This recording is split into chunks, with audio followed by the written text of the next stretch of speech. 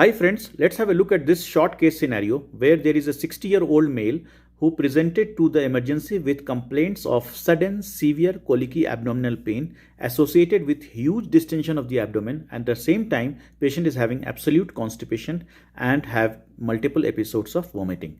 So when you examine the patient, you find him to be dehydrated, you find the patient to be having tachycardia, and the whole abdomen is tympanic to percussion.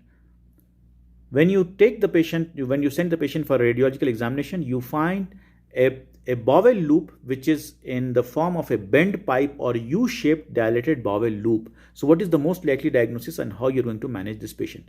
So friends, as per the clinical feature, sudden severe clinical abdominal pain, constipation, vomiting and distension of the abdomen, this is a very typical of acute intestinal obstruction. So what is the cause of acute intestinal obstruction which is presenting in such a dramatic way? The sudden dramatic presentation with the characteristic bent pipe or U-shaped dilated bowel loop goes in the favor of diagnosis of a condition which is known as volvulus. Volvulus literally means twisting. So the bowel moves on its own mesentery. So it twists on its own mesentery, giving rise to a risk of compromise of blood supply to the affected bowel loop, and there is a very high chances of early perforation or rupture of the bowel.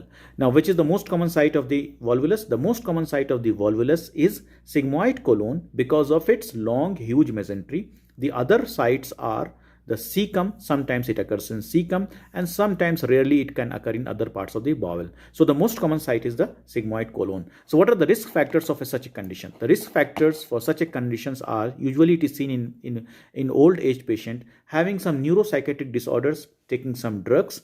Those patients who are having chronically constipated for many years, usually seen in the males. So these are the features of volvulus. How you're going to manage these patients?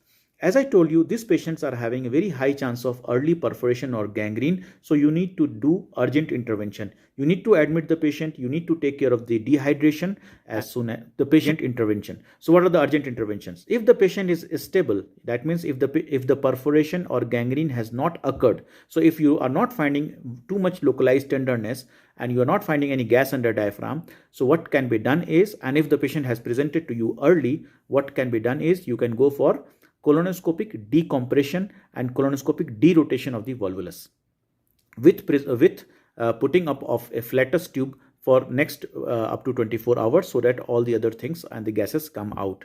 When you do this colonoscopic derotation, most of the patients who are stable will be relieved of the pain and will be relieved of the obstruction. But there are chances of reoccurrence of this volvulus. So what you need to do is you need to take the patient for elective sigmoidectomy with primary repair with primary anastomosis. So the management of a stable patient is colonoscopic decompression followed by sigmoidectomy with primary anastomosis done in routine OR. Now, if the patient is unstable, if the patient has developed chances of gangrene or if the patient has developed perforation, what is the surgery? In these cases, what you need to do is you need to take the patient for urgent laparotomy followed by removal of the sigmoid colon. And now as the patient's condition is not good, patient is not stable, the abdomen is very dirty, so you avoid doing the primary anastomosis. So what you do is usually Hartmann's procedure is done. What is Hartmann's procedure? The Hartmann's procedure is you remove the sigmoid colon, so the remaining descending colon is taken out